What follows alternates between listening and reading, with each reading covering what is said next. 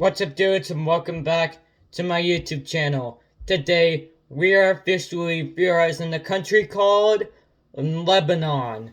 And you already know the drill, let's dissect the flag. The Lebanese flag makes a lot of symbols. The white color of the flag represents the snow and a symbol of purity and peace. The two red stripes refer to Lebanese blood shed to preserve the country against the successive invaders. And yes, there's a tree there, if you didn't realize it. Yeah, that tree right there might look like a Christmas tree in Christmas Day. And plus, the emblem of Lebanon has the same flag, but in a seal. So it's pretty simple. However, the country is located in the Middle East, bordering Syria and Israel. And also, there is a couple of cities too. In fact, there's Tripoli, Zawiya, Beirut, and Babila, Zawiya, Nablus, and that's pretty much about it. And it used to be in the trade work of Phoenicia, especially this port named Carthage. And the fall of Tripoli and the Egyptians, Mohan's destruction of the Crusader state and the county of Tripoli in 1289, and Babylon is believed to have between 8,000 and 7,000 BC and constantly inhabited cities in the world. And there's a Francis II's palace in the 17th century. And there's the 1862 map of Lebanon. You can see all those mountains. And also, it used to be part of France. And it used to be a part of Syria, which is... Yeah, and there's the Monument Square Beirut in the Raqqa prison in November 22nd, 1943. And the withdrawal of Syrian forces during the Lebanese Civil War, which Israel invaded and Syria invaded. And the green line in Beirut is pretty much a war zone. And the map of a blue line between Lebanon and Israel. And there's the map of power balances in 1983. And the green is controlled by Syria. And purple controlled by Christian groups. And the yellow is controlled by Israel, and blue is controlled by the UN. Pretty broken, right? And then demonstrators in Lebanon in the assassination of former Lebanese Prime Minister Maxia Rafah Hariri in February 14th, 2005, and over 20,000 Syrian refugees came in Lebanon since the Civil War. And all the stuff going on. There's the Qadarish Valley, Lebanon in space, and there's the Lebanon crater, and there's the image that twins that in a huge mountain.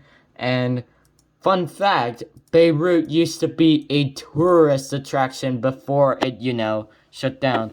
And there's gold, jewelry, diamonds, other fur lines, other, like, all those vegetables, iron, and then apples or fruits or vegetables, and there's packages and stuff like that. There's just a lot of exports in Lebanon. In the Beirut Central District, and the GDP is gone up since in the 1990s. It since has gone up, and right now in 2017 it's gone up. And the port of Beirut, unfortunately, it's not open due to the fact that there was a huge explosion that rocked Lebanon down to its knees. Yeah, that was pretty devastating. It happened in 2020, but we're going to see their capital and largest city is Beirut, and their official language is Arabic, and their recognized language is French, and their local language is Lebanese Arabic, and their ethnic groups are 95% Arab, 4% Armenian, and 1% other groups.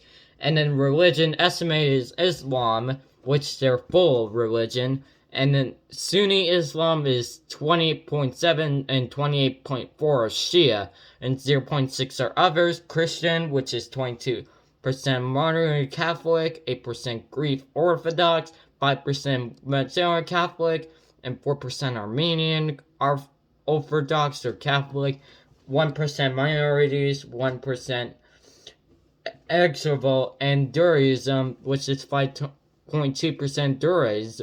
And their government is a unitary conventional parliamentary republic, and their president is since vacant to this day.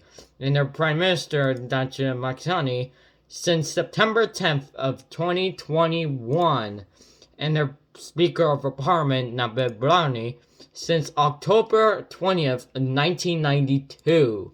And then their legislator is the parliament and the Mount Lebanon Emirate in 1516, the double Quanian March on Mount Lebanon in December 1st of 1843, Mount Lebanon Marxavar in June 9th of 1861, Greater Lebanon, which is a part of France, in September 1st of 1920, and their constitution in May 23rd of 1926. And our independence officially declared on November 22nd, 1943. And our French mandate ended in October 24th, 1945, and the withdrawal of French forces on April 17th of 1946. And the Israeli troops withdrawment in May 24th, 2000, so Syria on April 30th of 2005. And their area in total is 10,452 kilometers, or 4,036 square miles, making it 161st in this list. And their population is 2022 estimate is 5,296,814, making it 122nd in the population. And their population density is 560 kilometers, or 1,450.4 square miles, no result. And their GDP nominal in total is $19.08 billion, or their per capita is $2,785. And the GDP purchasing power hourly is $78.910 billion, or their per capita is $1,561, no result. And the GNI is 31.8, which is medium in this list, and their ACI is 0.706, making it high in this list. It's 112th. And their currency is the Lebanese pound, or LBP, and their time zone is the East, or the UTC, Eastern European time zone, which is right now. In the summertime, it's Eastern European summertime. Yeah, it's Eastern European time zone. Yeah, it's Eastern European, even though it's non-Europe. And their driving side is right. Speaking of right, let's view as a country directly, shall we? See, this is the country of Lebanon. You see here, there is the famous capital known as Beirut, and there's the National Museum of Beirut, the Pigeon Rocks, and a Masgar ski resort, which is far away from there. It's still popular to this day. And Nicholas Starkos Museum, which is around right here. And then there's other famous cities like Tel Aviv, which has nothing to do except for a World Heritage Site and a Hajjadarian. And there's Sidon, which has nothing to do here except for a sea castle. And then there's Tripoli, which is the famous city that got crusaded, has a Tripoli Crusader and Ratra Confederate International Fair.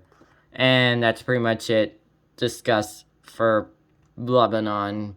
But to end off in a note, the busiest airport in Lebanon is Beirut Rakraz International Airport right there.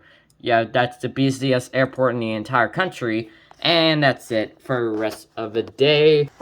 Thank you for watching this video. Hope you have an amazing day, a great day, and I'll see you on a Tuesday for Rise of Nations.